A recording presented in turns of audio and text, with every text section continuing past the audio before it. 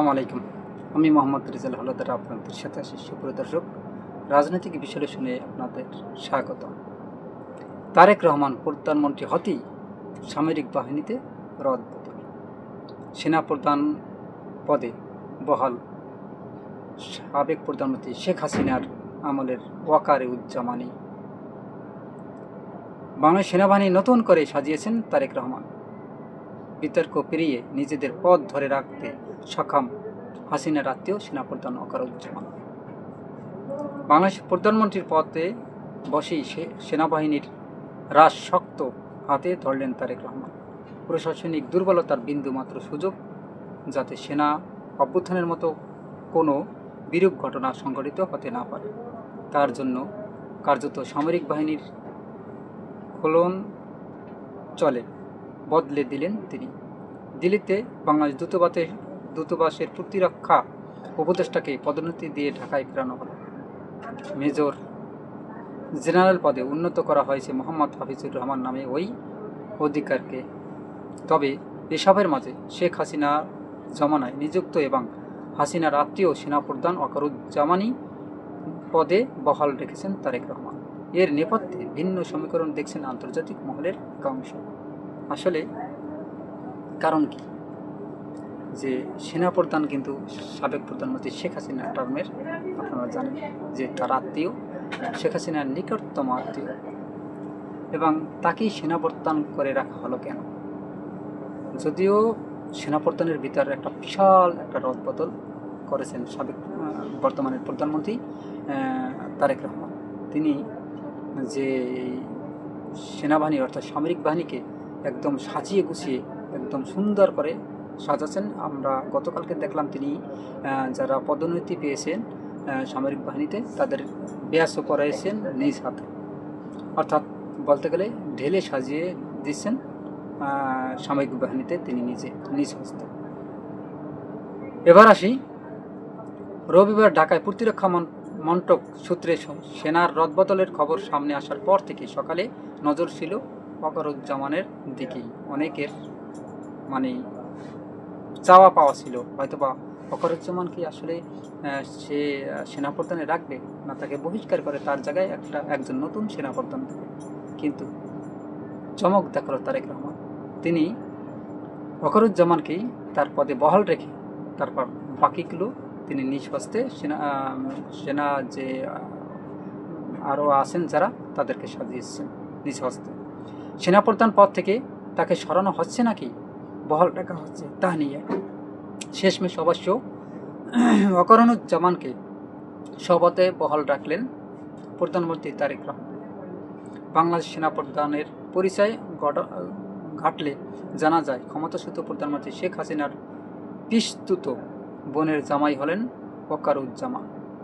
Career তার ঝকঝকে, বিদেশ থেকে একাধিক ডিগ্রি নিয়ে দেশে ফিরেন, সেনায় যোগ দেন, ধাপে ধাপে বিভিন্ন দায়িত্ব পদ সামলে 2024 সালে শেখ হাসিনা নতুন করে ক্ষমতায় ফেরার পর ওয়াকারুজ্জামানকে সেনাপ্রধানে পদে বসান।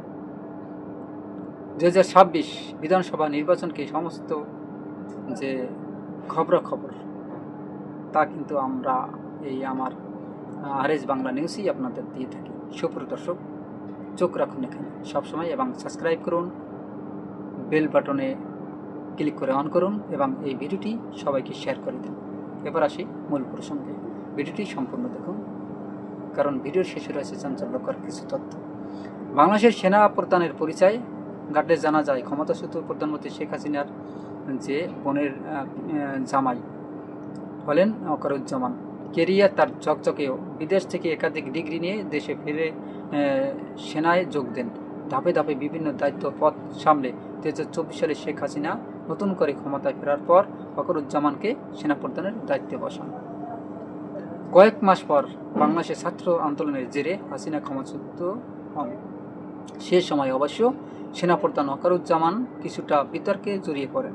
শোনা যায় জনতার চাপের মুখে হাসিনাকে পদত্যাগ বাধ্য করেছিলেন তিনি, নইলে সেনা অভ্যুত্থানের আশঙ্কা ছিল।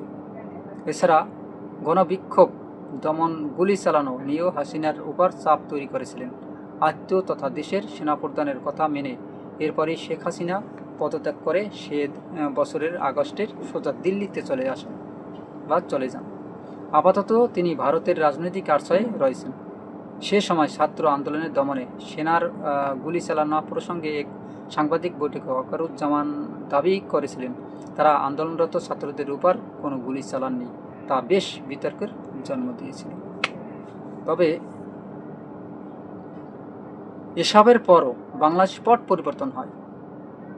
আন্দোলনকারী ছাত্র সংগঠনের অনুরোধে প্যারিস থেকে এসে হাসিনাহীন বাংলাদেশ অন্তর্বর্তী সরকারের প্রধান উপদেষ্টার পদে বসেন নোবেলজয়ী মোহাম্মদ ইউনূস। তখনও সেনাপ্রধান ছিলেন ওয়াকারুজ্জামান। এরপর বাংলাদেশের সদ্য সমাপ্ত নির্বাচনে ক্ষমতায় আসে বিএনপি। তারপর অবশ্যই পদে বহাল রইলেন হাসিনা আমলের নিযুক্ত সেনাপ্রধান। আসলে এর কারণ কি? নিশ্চয়ই কোনো ভেতরে কিছু কারণ আছে। দেখেন, যদি ওয়াকারুজ্জামানের এই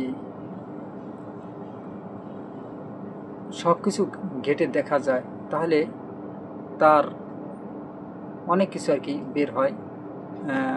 আমার মনে হয় ওয়াকারুজ্জামান তিনি যে সাবেক প্রধানমন্ত্রী শেখ হাসিনার কথাগুলো মনে হয় সম্পূর্ণ তিনি ভালো করে শোনেননি, এবং তিনি এই যে ছাত্রদের উপর গুলি, সাধারণ মানুষের উপর গুলি চালানো যে নির্দেশ তিনি পেয়েছিলেন, কিন্তু তিনি করেননি।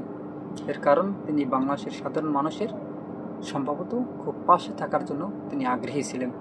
দেখেন, যদি তিনি আগ্রহ না থাকতেন তাহলে কিন্তু আপনার যেটা সত্যি কথা, তাহলে কিন্তু বাংলাদেশের এই সাধারণ মানুষ গণ অভ্যুত্থান করতে পারতো না। অতএব আর্মিদের ভিতর একটা বড় ধরনের একটা বৈঠক হয়েছিল,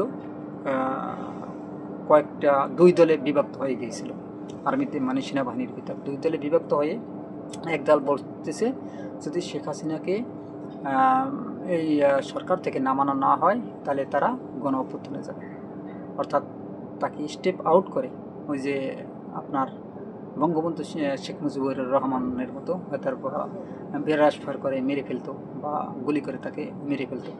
কিন্তু এই ব্যাপারটা যখন ওয়াকারুজ্জামান বুঝতে পারে এবং ওদিকে আবার ছাত্রদের চাপ, তাকে মেরে ফেললে কিন্তু কোনো বিচারই হতো না। এদিকে আবার ওই যে ছাত্রদের চাপ, ছাত্র জনতার গণ অভ্যুত্থানের যে একটা চাপ, আলটিমেটাম, তাই বুদ্ধি করে ওয়াকারুজ্জামান যে কাজটি করেছেন, মাথায় নিয়েছেন, অনেক আসলে শিক্ষিত, ডিগ্রিধারীও আছেন আপনারা জানেন, তিনি বুদ্ধি করে শেখ হাসিনাকে একদম কৌশলে ভারতে পাঠিয়ে দেন এবং প্রায় 626 জনের মতো আরও যারা বড় বড় নেতারা ছিলেন আপনার বড় বড় আওয়ামী লীগের নেতা যারা আছিলেন, তাদের নাম উল্লেখ না করলেই নয়, তারা কিন্তু সহ তাদের তত্ত্বাবধানে ছিলেন, যাতে তাদের বিন্দু পরিমাণ ক্ষতি না হয়। এই জন্য তারা সূক্ষ্মভাবে সাবেক প্রধানমন্ত্রী শেখ হাসিনাকে দিল্লিতে পাঠিয়ে তারপর পরবর্তীতে যারা ছিল ওই যে 626 জন, তাদের ভিতরেও কিন্তু সেগুলোকেও বিদেশে পাঠিয়ে দেওয়ার জন্য চেষ্টা করেছেন এবং সফলতা অর্জন করেছেন। তাদের কিন্তু কোনো ক্ষয়ক্ষতি হয়নি। যদিও বাংলাদেশের বর্তমান প্রেক্ষাপটে আসলে আওয়ামী লীগ আসতে পারবে কিনা সেটা আমরা জানি না। তবে যদি বিএনপি চায়, অথবা বিএনপি সম্ভবত একটা যদি তাদের সাথে কোনো কথাবার্তা বা নেগোশিয়েশন করে, তাহলে হয়তোবা আসতে পারে। তবে আমাদের কথা হলো, যেই আসুক আমাদের সমস্যা নেই, কিন্তু আমাদের সমস্যা একটাই, আমাদের যে বাংলাদেশটা যেন শান্ত শৃঙ্খলভাবে সুন্দরভাবে থাকে, এটাই কিন্তু আমাদের পরিকল্পনা, অন্য কোনো পরিকল্পনা নয়। দেখেন, তারেক রহমান বিগত 17 বছর ধরে কিন্তু আপনার লন্ডনে পড়েছিল।